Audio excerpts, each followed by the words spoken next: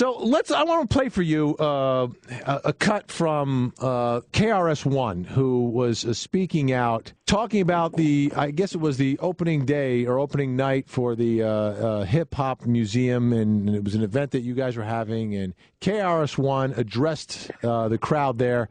Let's listen to cut one, Nicky Buttons, and take a listen to what he had to say. I want to get your reaction. Africa Bambaataa has said that this event is illegitimate and should not happen. Oh, wow. Yeah, KRS. None of the pioneers are in support of this event. None of them will be here tonight.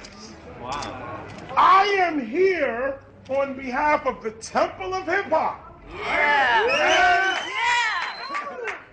As an observer, we are observing. Those that have questions about the Hip Hop Museum, I am here to answer them.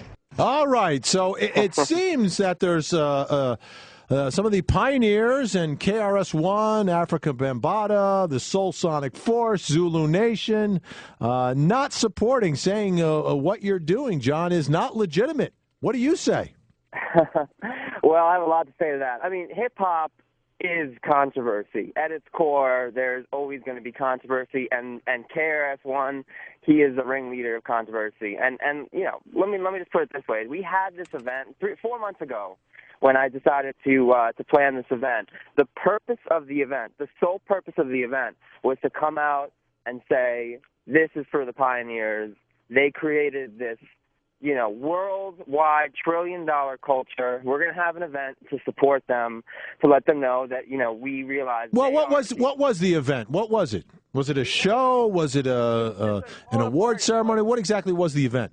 Call it a party. Call it a coming-out party to let everyone know that we're building this museum. We had DJs such as Ralph McDaniels, who is a pioneer. We had DJ Premier. We had DJ Envy there, Kid Capri. A lot of. Did DJ Cheese make it there? I think he was supposed to be there. I don't think he made it. I don't think he did. All right. Haven't heard from him in a while. So you have this event, but and what I gathered from what KRS-One was saying, speaking on behalf of Africa Bambaataa, who did not show up, is that these guys wanted basically to get paid. Yeah, it's always going to come down to it. And listen, I understand. But wait, it was more than just money. Play cut 5. Is this all about money, man? No. It's about respect. But the only way to respect a large group of people with different ideas is to come up with compensation. Not just money. Health care. Legal defense. One unified thought. Do you realize that just last week, 2 weeks ago, Texas voted to take hip-hop out of the textbooks? All right, so there's a lot of things that are thrown out there, John. Now, the pioneers, they are demanding respect, which I think you're giving them. They are demanding health care. You need to provide health care. You also need to get hip-hop back into the textbooks in Texas. I don't know who put them in there in the first place, but somebody took them out. And what are you going to do about this, John?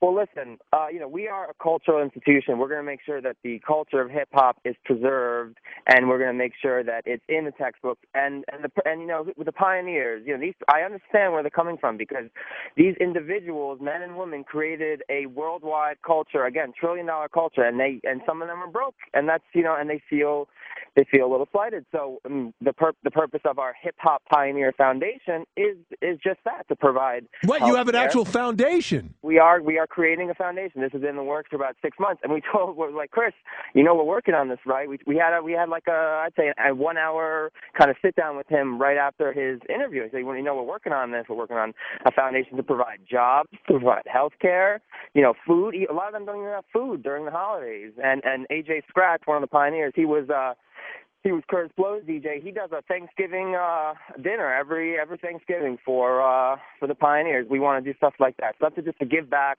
you know what I mean? And not only that, but we are building a museum that's going to fully represent them. That's going to represent that they are the creators of this culture. This is who they are. This is their music.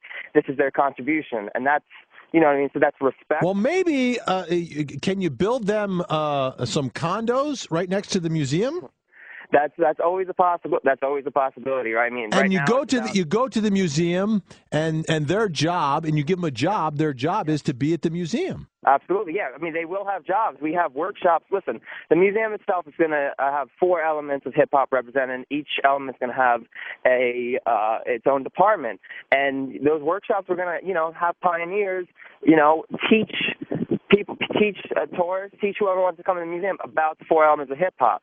So, we've spoken to Flash, we've spoken to Chris. Chris is our head professor. Chris is, on our advisory board. African Bambaataa is on our advisory board. So really what this controversy came down to is communication and the pioneers feeling like they're involved, they're substantively involved in what's going on.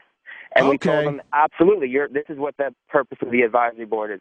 You guys are going to say what should be in the museum. You're going to tell the story of hip-hop because you live the story of hip-hop. You know what I mean? But there's always going to be controversy. They'll always be unhappy, and we're just going to do our best to make sure everyone is, fully represented.